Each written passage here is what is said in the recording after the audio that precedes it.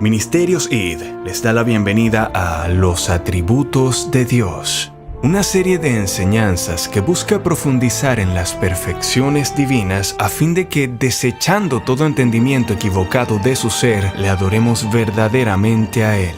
Mi nombre es Gabriel Arjona, y en esta oportunidad escucharemos el escrito que lleva por nombre La Presencia de Dios. Una reflexión de Arthur W. Pink en la que nos explica por qué Dios conoce todas las cosas desde la eternidad pasada y cómo esa verdad se relaciona con la salvación y su providencia. Oremos porque el Señor obre en nuestros corazones a través de su siervo y sin nada más que acotar, escuchemos la meditación del teólogo y predicador inglés A. W. Pink. Sirvamos juntos. Queremos hacerte saber algo hoy. ¿Sabías que tú también puedes colaborar para que más personas conozcan la verdad de Dios? Así es. Con tan solo dar un me gusta a este video y hacer un pequeño comentario, promueves que YouTube lleve esta sana enseñanza a lugares que ni te imaginas. Únete a nosotros en esta labor y esparzamos juntos la semilla del Evangelio en medio de tanta oscuridad. Suscríbete a Ministerio Sid y comparte con nosotros la palabra de Dios. Ministerio Sid, esparciendo juntos la semilla que da vida.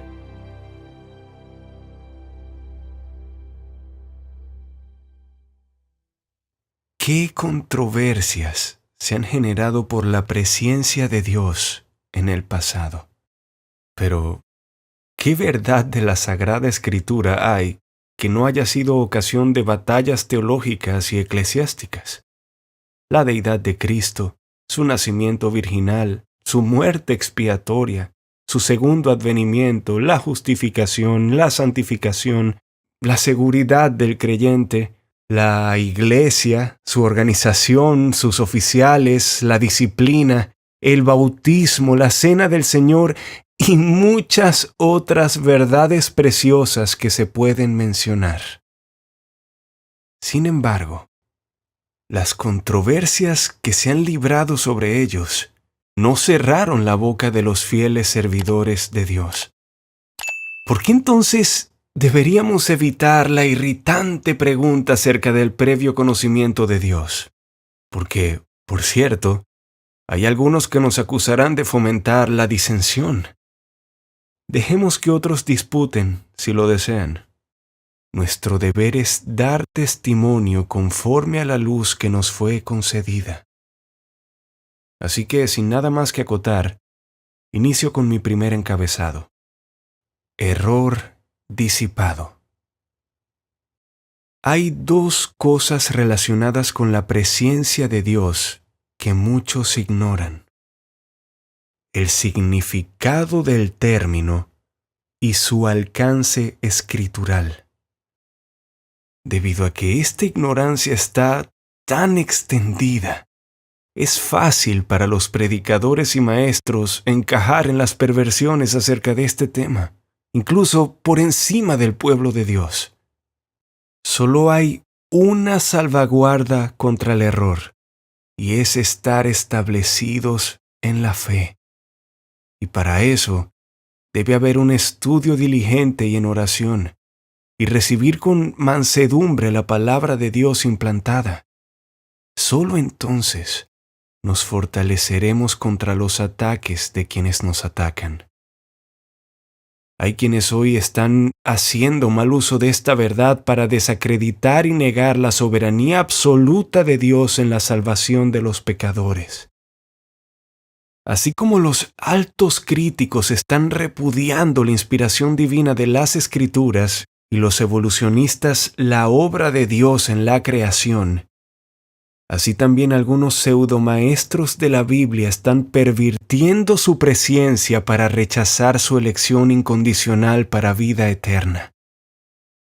Cuando se expone el solemne y bendito tema de la preordenación divina, cuando se expone la elección eterna de Dios de ciertas personas que se conformarán a la imagen de su Hijo, El enemigo envía a algún hombre para argumentar que la elección se basa en la presencia de Dios y este previo conocimiento se interpreta como que Dios previó que algunos serían más dóciles que otros, que responderían más fácilmente a los esfuerzos del Espíritu y que, debido a que Dios sabía que creerían, Él, en consecuencia, los predestinó para salvación. Pero tal afirmación es radicalmente errónea, pues repudia la verdad de la depravación total porque argumenta que hay algo bueno en algunos hombres. Quita la independencia de Dios porque hace que sus decretos descansen sobre lo que descubre en la criatura. Cambia completamente las cosas, porque al decir que Dios previó que ciertos pecadores creerían en Cristo y que, debido a esto, Él los predestinó para salvación, es todo lo contrario de la verdad. Las Escrituras afirman que Dios, en su absoluta soberanía, seleccionó a algunos para que fueran receptores de sus favores distintivos. Hechos 13:48. Y por lo tanto, determinó otorgarles el don de la fe. La falsa teología hace que la presciencia de Dios acerca de nuestra fe sea la causa de su elección para salvarnos, mientras que, en realidad, la elección de Dios es la causa, y nuestra fe en Cristo es el efecto. Eso nos lleva a nuestro segundo encabezado, la verdad proclamada. Antes de continuar con nuestra discusión sobre este tema tan incomprendido, detengámonos y definamos nuestros términos. ¿Qué quiere decir previo conocimiento, presciencia? No saber, sino conocer de antemano es la respuesta inmediata de muchos. Pero no debemos sacar conclusiones precipitadas, ni debemos recurrir al diccionario Webster como último tribunal de apelación, pues no se trata de la etimología del término empleado. Lo que se necesita es descubrir cómo se usa la palabra en las Escrituras. El uso que hace el Espíritu Santo de una expresión siempre define su significado y alcance. Es la falta de aplicación de esta sencilla regla la responsable de tanta confusión y error. Muchas personas suponen que ya conocen el significado de cierta palabra usada en las Escrituras y luego son demasiado imprecisos para probar sus suposiciones por medio de una concordancia. Ampliemos este punto. Toma la palabra carne. Su significado parece ser tan obvio que muchos considerarían una pérdida de tiempo buscar sus diversas conexiones en las Escrituras. Se asume apresuradamente que la palabra es sinónimo del cuerpo físico, por lo que no se realiza ninguna investigación. Pero de hecho, carne en la Escritura con frecuencia incluye mucho más de lo que es corpóreo. Todo lo que el término abarca solo puede determinarse mediante una comparación diligente de cada aparición del mismo y mediante un estudio de cada contexto por separado. Tome la palabra mundo. El lector promedio de la Biblia imagina que esta palabra es equivalente para la raza humana, y en consecuencia, muchos pasajes donde se encuentra el término se interpretan erróneamente. Tome la palabra inmortalidad. Seguramente esta no requiere estudio. Obviamente, hace referencia a la indestructibilidad del alma. Ay, mi lector, es una tontería y un error asumir algo con respecto a la palabra de Dios. Si el lector se toma la molestia de examinar cuidadosamente cada pasaje donde se encuentra mortal e inmortal, verá que estas palabras nunca se aplican al alma, sino siempre al cuerpo.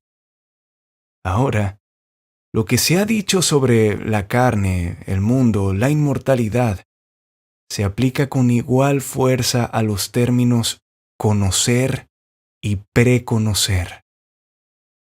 En lugar de imaginar que estas palabras no significan más que una simple cognición, los diferentes pasajes en los que se presentan deben sopesarse cuidadosamente. Las palabras previo conocimiento, presciencia, no se encuentran en el Antiguo Testamento, pero conocer aparece allí con frecuencia. Cuando ese término se usa en conexión con Dios, a menudo significa mirar con favor, denotando no una mera cognición, sino un afecto por el objeto mirado. Te he conocido por tu nombre. Éxodo 33, 17. Rebeldes habéis sido a Jehová desde el día que yo os conozco. Deuteronomio 9, 24. Antes que yo te formase en el vientre, te conocí. Jeremías 1, 5. Constituyeron príncipes, mas yo no los conocí. Oseas 8, 4. A vosotros solamente he conocido de todas las familias de la tierra. Amós 3:2. En estos pasajes, conoció significa amado o designado. De la misma manera, la palabra conocer se usa con frecuencia en el Nuevo Testamento, en el mismo sentido que en el Antiguo Testamento. Y entonces les declararé, nunca os conocí. Mateo 7:23. Yo soy el buen pastor, y conozco mis ovejas, y las mías me conocen. Juan 10:14. Pero si alguno ama a Dios, es conocido por él. Primera de Corintios 8:3. Conoce el Señor a los que son suyos. Segunda de Timoteo 2:19. Esto nos introduce a nuestro tercer encabezado. La presciencia de Dios definida. Ahora, el término presciencia, tal como se usa en el Nuevo Testamento, es menos ambiguo que en su forma simple conocer. Si cada pasaje en el que aparece se estudia cuidadosamente, se descubrirá que es un punto discutible que haga referencia a la mera percepción de eventos que ocurrirán. El hecho es que la presciencia nunca se usa en las Escrituras con relación a eventos o acciones. En cambio, siempre hace referencia a personas. Se dice que Dios previamente conoce a las personas, no las acciones de esas personas. Como prueba de esto, citaremos ahora cada pasaje donde se encuentre esta expresión. La primera aparición está en Hechos capítulo 2, versículo 23. Allí leemos: A este, entregado por el determinado consejo y anticipado conocimiento, presciencia de Dios, prendisteis y matasteis por manos de inicuos crucificándole. Si se presta especial atención a la redacción de este versículo, se verá que el apóstol no estaba allí hablando del previo conocimiento de Dios acerca del acto de la crucifixión, sino de la persona crucificada. A este, Cristo, entregado por. La segunda aparición está en Romanos 8 del 29 al 30. Porque a los, y atención a la palabra los, que antes conoció, también los predestinó, para que fuesen hechos conformes a la imagen de su Hijo, para que Él sea el primogénito entre muchos hermanos. Y a los que predestinó, a estos también llamó. Fíjese bien en el pronombre que se usa aquí. No se trata de aquello que previamente conoció, sino a quien previamente conoció. No se trata de la rendición de las voluntades de estas personas, ni de la fe de sus corazones, sino de las personas mismas de las cuales se habla. No ha desechado Dios a su pueblo, al cual desde antes conoció. Romanos 11:2. Una vez más, la clara referencia es a las personas y solo a las personas. La última mención se encuentra en 1 de Pedro 1:2. Acompáñame. Elegidos según la presciencia, previo conocimiento, de Dios Padre. ¿Quiénes son elegidos según la presciencia, previo conocimiento de Dios Padre? El versículo anterior nos dice, la referencia es a los expatriados esparcidos, es decir, la diáspora, la dispersión, los judíos creyentes. Por lo tanto, aquí también la referencia es a las personas y no a sus actos previstos. Ahora, en vista de estos pasajes, que son los únicos, ¿qué base escritural hay para que alguien diga que Dios conoció de antemano los actos de ciertas personas, es decir, su arrepentimiento y fe, y que debido a esos actos los eligió para salvación? La respuesta es absolutamente ninguna. Las Escrituras nunca hablan del arrepentimiento y la fe como previstas o reconocidas por Dios. Verdaderamente, Él sabía desde toda la eternidad que algunos se arrepentirían y creerían. Sin embargo, esto no es a lo que la Escritura se refiere como el objeto del previo conocimiento de Dios. La palabra se refiere uniformemente al previo conocimiento de Dios de personas. Entonces, retengamos la forma de las sanas palabras, 2 de Timoteo 1:13. Otra cosa a la que queremos llamar su especial atención es a que los dos primeros pasajes citados anteriormente muestran con claridad y enseñan implícitamente que la presencia de Dios no es el causante de los hechos, sino que hay algo más que se encuentra detrás, que lo precede, y que ese algo es su propio decreto soberano. Fíjese bien. Cristo fue entregado en primer lugar por el determinado consejo y, en segundo lugar, anticipado conocimiento, presciencia de Dios. Hechos 2:23. Su consejo o decreto fue la base de su previo conocimiento. Y nuevamente en Romanos 8:29. Ese versículo se abre con la palabra porque, que nos dice que miremos hacia atrás a lo que precede inmediatamente. Entonces, ¿qué dice el versículo anterior? Esto: todas las cosas les ayudan a bien. Esto es, a los que conforme a su propósito son llamados. Romanos 8:28. Por lo tanto, la presciencia de Dios se basa en su propósito o decreto. Vea Salmos capítulo 2, versículo 7. Dios previamente conoce lo que será, porque Él ha decretado lo que será. Por lo tanto, es una inversión del orden de las Escrituras, es poner el carro delante del caballo, afirmar que Dios elige porque previamente conoce a las personas. La verdad es que lo conoce de antemano porque Él lo ha elegido.